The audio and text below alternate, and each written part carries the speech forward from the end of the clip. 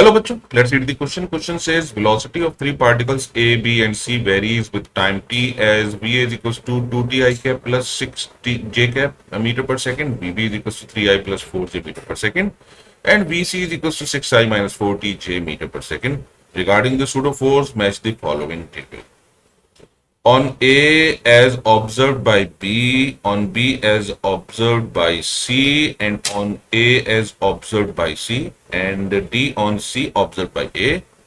P along positive x direction, D Q along negative x direction, R along the positive y direction, and S along negative y direction, and T 0.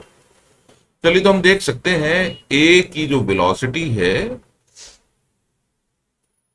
वो है 2ti cap plus 6j cap meter per second. तो acceleration of A होगा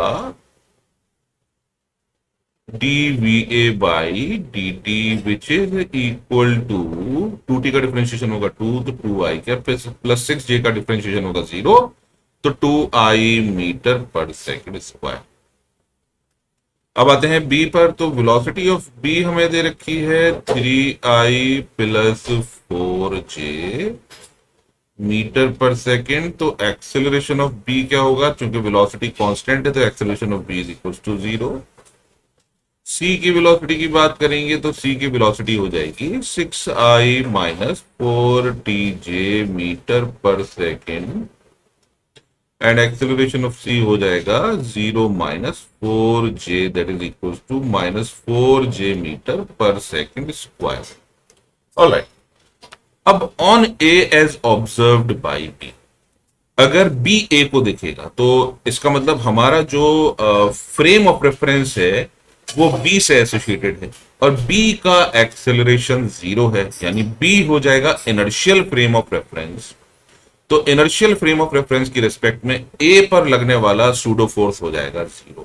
repeat कर देते हैं, अगर हमने ए को अपना फ्रेम ऑफ रेफरेंस माना है, सॉरी बी को माना है, तो बी चूंकि इसकी वेलोसिटी कांस्टेंट है तो एक्सेलरेशन 0 है, इसलिए बी अगर ए को ऑब्जर्व करेगा तो बी अगर ए को ऑब्जर्व करेगा इसका मतलब हो गया ए पर सूडो फोर्स नहीं लगेगा।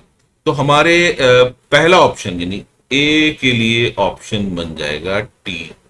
तो ए के लिए बन जाएगा टी। अब आते हैं बी पर। On B as observed by C, on B as observed by C. अब चूंकि सी हमारा एक्सेलरेटेड है तो सी एक्सेलरेटेड है और बी पर अगर सी का एक्सेलरेशन है लेट्स से डाउनवर्ड डायरेक्शन में, यानी along z axis, negative z axis या नेगेटिव वाई एक्सिस, तो जब on B as observed by C, तो सी जब बी को देखेगा तो बी पर जो सूडो फोर्स लगेगा वो अपोजिट टू इट्स एक्सेलरेशन लगेगा, यानी पॉजिटिव वाई डायरेक्शन में। तो बी के लिए हो जाएगा हमारा option R. On A as observed by C, on A as observed by C, तो फिर से सी चूंकि हमारा एक non inertial frame of reference हो गया और सी का जो एक्सेलरेशन है वो फिर से negative x axis y axis की तरफ है, तो इसकी वजह से सूडो फोर्स लगेगा that will be acting along positive y direction. तो सी के लिए भी आंसर हो जाएगा R. On C as observed by A, on C as observed by A, और ए का एक्सेलरेशन हमारा है 2i, यानी जिधर ए का एक्सेलरेशन होगा उसके ऑपोजिट डायरेक्शन में सूडो फोर्स लगेगा, यानी नेगेटिव एक्स डायरेक्शन। तो इसका आंसर हो जाएगा डी का क्यू। तो हमारा आंसर हो जाएगा 1। I hope you understood the solution. Thank you.